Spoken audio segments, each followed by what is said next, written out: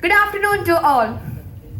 Today, I'm not going to begin with a scientific fact or a science, but I'm going to begin with a mystery.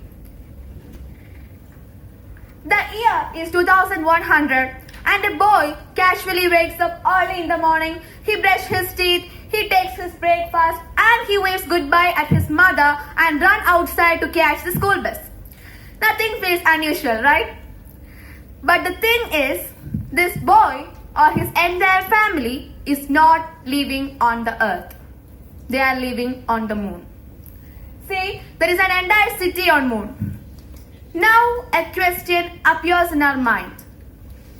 If the moon has no air, how is he breathing? A single question creates one of the humanity's greatest challenge of the future.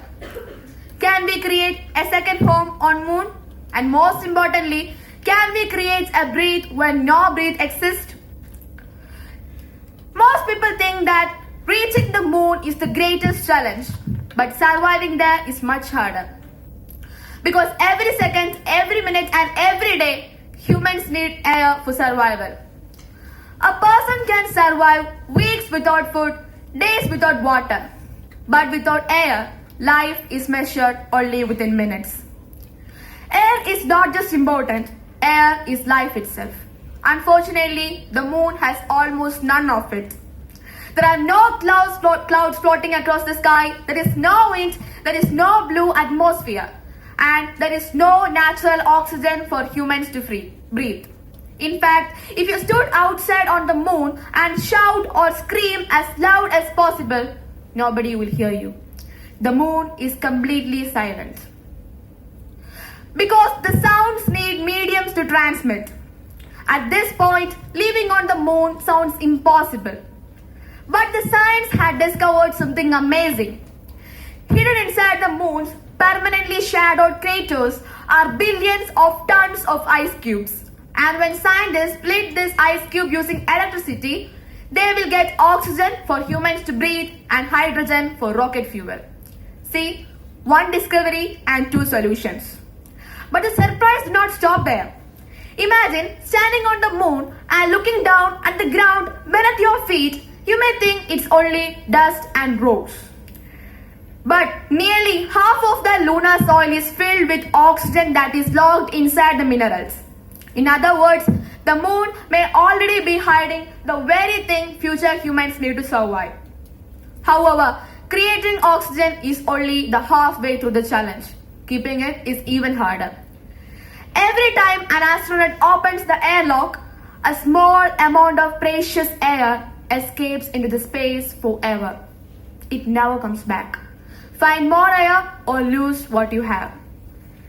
But the scientists are also exploring another fascinating solution. Tiny green algae, the green miracle. These microscopic organisms can convert carbon dioxide into oxygen.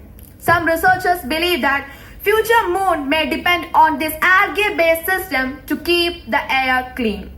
A future city on the moon may depend on organisms so small that we can barely see them. But scientists are thinking even bigger. What if we create an artificial atmosphere?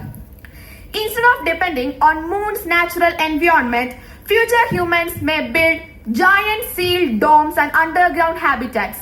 Inside these habitats, there will be oxygen level, air pressure, temperature and humidity. All these can be carefully controlled.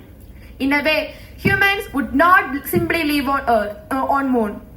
They would create a small piece of Earth on moon. Yet danger still remains. Every breath we take produces carbon dioxide. If the air cleaning system fails, this invisible enemy can slowly build up and can become deadly. Even the moon's dust presents a threat. Astronauts who had visited the moon had reported that the lunar dust smelled similar to burnt gunpowder.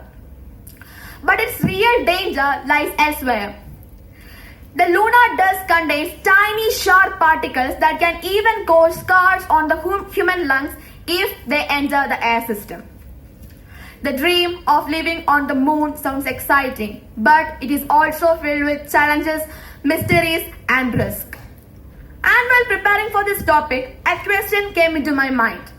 We know that the Earth receives some protection from the objects like the Moon and the enormous gravitational influence of the Jupiter. If someday humans build cities on the Moon, who will protect the people on the Moon from these asteroid impacts and other dangers of the space? Scientists are already working on possible solutions. Future lunar habitats may be built underground or may be covered by thick lunar soil. Advanced telescope and monitoring system may detect dangerous asteroids long before they arrive. Protective shields, stronger habitat design, and early warning system designs can help future humans to stay safe on the Moon.